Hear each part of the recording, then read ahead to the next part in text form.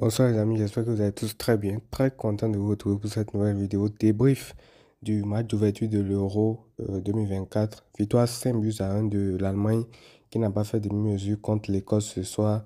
Ils ont tout simplement écrasé leur adversaire du soir et ce fut un match assez plaisant à voir même si ça a été plié un peu trop vite. Et dans cette vidéo, on va revenir dans ce match-là. Alors déjà pour commencer, j'aimerais féliciter cette équipe d'Allemagne là qui fait plaisir à voir parce que ça fait des années qu'on ne les a pas vus à un tel niveau. Les dernières compétitions européennes, ils ont quand même beaucoup déçu. Les dernières Coupes du Monde aussi. Donc, déjà, pour être revenu à un niveau correct et même au-delà de ça, j'aimerais les féliciter ce soir parce qu'ils ont pondu tout simplement une masterclass. Alors, on va pas s'enflammer non plus parce qu'en face, c'est que l'Écosse, j'ai envie de dire, mais ils ont quand même fait le boulot pour cette première journée. Et pour parler de ce match-là, déjà au début, l'Écosse a essayé de résister, de bien rentrer dans son match, de faire quand même, de montrer un bon visage, on va dire, mais ils ont tout de suite été dépassés par l'Allemagne parce qu'on sent déjà depuis le début du match que le rapport de force est inégal entre les deux équipes parce que tous les duels, tous les seconds ballons, bref, tout ce qu'il y a comme combativité est remporté par les Allemands. Et ça s'est traduit déjà par les situations que les Allemands se sont créées. Dès la première minute, il y a un long ballon de tas pour Florent Wiss, je pense. Même s'il y a eu hors-jeu sur l'action, ça prouve déjà que les Allemands sont rentrés directement dans le match avec l'intention de faire mal aux Écossais, de bien commencer leur compétition. Et c'est ce qu'ils ont réussi à faire parce que dès la 10e minute de jeu, Toni Kroos qui est sur un fauteuil fait un changement de côté et envoie un bon ballon à Joshua Kimmich qui contrôle et qui passe le ballon à Florent Wiss, entrée de zone qui frappe, qui fait un but sur le pied pour ouvrir le score.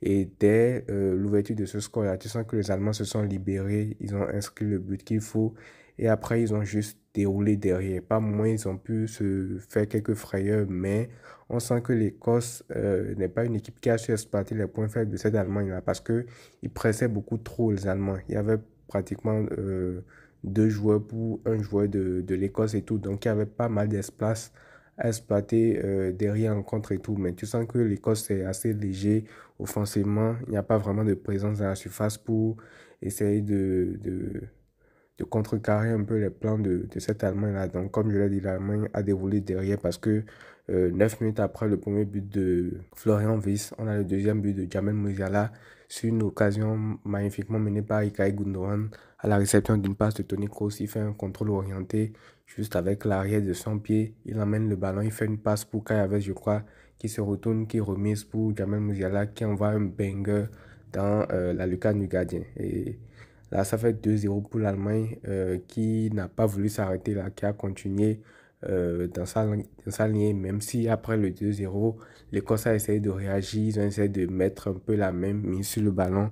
Mais en vrai, ça ne se traduisait pas par des occasions parce qu'ils avaient beau avoir le ballon, ils ne faisaient que tourner en rond, il n'y avait pas vraiment d'idées concrètes avec le ballon. L'Allemagne aussi a levé un peu le pied sans toutefois se gêner pour créer des occasions et tout. Ils ont continué à créer des occasions par-ci, par-là.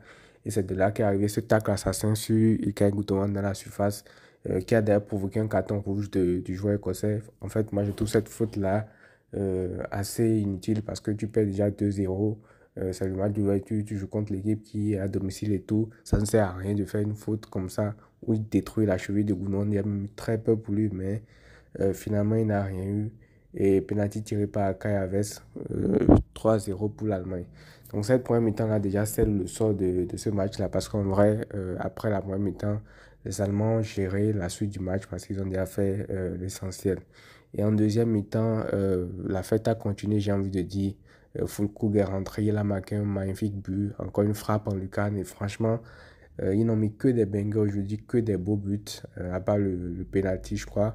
Mais sinon, il y a que des beaux buts de la part de l'Allemagne. Même le cinquième but de Emre Can aussi, c'est un très très beau but.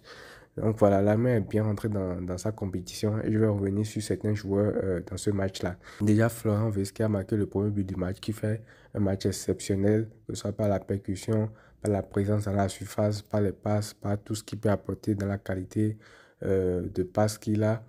Et de l'autre côté, tu as un Jamal Musiala également qui fait un énorme match. Et lui, franchement, c'est un joueur. Sa manière de faire les doubles contacts et tout, percuter, de ne pas se faire prendre le ballon. En fait, tu as l'impression que jamais le ballon ne peut lui échapper, tant il maîtrise vraiment tout ce qu'il entreprend avec le ballon. Et ça fait quand même plaisir à voir parce que mine de rien, quand on regarde la compo de l'Allemagne, il n'y a pas vraiment un numéro 9. Je parle de la compo de base parce que c'est que après Füllkrug est rentré, mais dans la compo de base, il y a Kai Havertz qui est faux numéro 9 et tu n'as pas vraiment d'ailier parce que sur les côtés, tu as Florent Wirtz qui de base est un milieu de terrain mais qui peut avoir ce rôle-là. Et de l'autre côté, tu as Jamal Musiala. Et malgré ça, ils arrivent quand même à te prendre une masterclass offensive. Donc, ils sont quand même affectés pour ça. Donc, je disais, Florent Wirtz a fait un très gros match. Jamal Musiala aussi, Gundogan dans l'entrejeu, même si au début, il a tardé un peu à rentrer dans son match. Après son action pour le but du 2-0, il est totalement rentré dans le match. Après, il a fait également un très bon match, positionné en numéro 10, juste derrière Kai Havertz dans le jeu. Il a aidé par moments dans plein d'aspects du jeu. Et comment ne pas parler de Toni Kroos, même si c'est un joueur du Real Madrid, il a pris sa retraite, il a terminé sa carrière avec l'Euro, mais quel match! Déjà en premier mi-temps, il a fait 55 passes, il a réussi toutes les passes, il n'a perdu aucun ballon en premier mi-temps. Rien que ça, imaginez. Et c'est lui qui est à l'origine de l'ouverture du score, c'est lui qui fait le changement de jeu pour Joshua Kimmich avant que ce dernier ne fasse la passe à Florent Wirtz. Et même sur le deuxième but, c'est lui qui trouve la passe qui casse les lignes avec Gundogan, même si après c'est Gundogan qui mène le plus l'action. Mais c'est lui qui trouve cette passe-là entre les lignes. Et en deuxième mi-temps aussi, il a fait tout ce qu'il sait faire de mieux. Redescendre à côté d'un central, aider à la relance pour son équipe, orienter le jeu, bref. C'est Toni Kroos en fait. Et jusqu'à cet âge-là, il va terminer sa carrière, on l'espère, de la plus belle de manière en allant un peu loin dans cet Euro-là. Donc lui aussi, il fait quand même un très très bon match. Et derrière, en deuxième mi-temps, tu as l'Allemagne qui a un vivier quand même, hein, parce que quand tu vois le 11, après, ils se permettent de faire entrer Füllkrug, Leroy Sané, Emre Can, autant dire qu'ils ont beaucoup de ressources.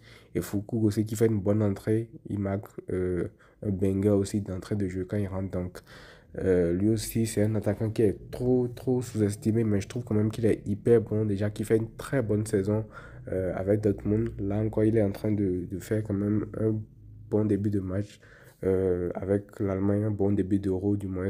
Donc, on va espérer que pour lui que ça continue comme ça pour la suite. La suite sera un peu plus relevée pour l'Allemagne qui va affronter la Hongrie et la Suisse qui n'aura rien à voir avec l'Écosse qui est quand même le petit poussé de ce groupe-là. Donc, ils auront à cœur de gagner déjà le deuxième match qui arrive très vite afin de sécuriser cette première place ou en tout cas la qualification pour la suite de la compétition. Donc, voilà, c'est tout pour le débrief de ce match d'ouverture là, très intéressant. On a déjà vu 6 buts dans cette compétition avec 5 buteurs différents étant donné que le but de l'Écosse c'est un CSC de Rudiger. Mais voilà, la compétition commence très bien et on a hâte de voir la suite. On se retrouve demain pour le débrief du match de l'Espagne contre la Croatie qui va commencer fort son Euro également. Prenez tout soin de vous les amis et à très vite.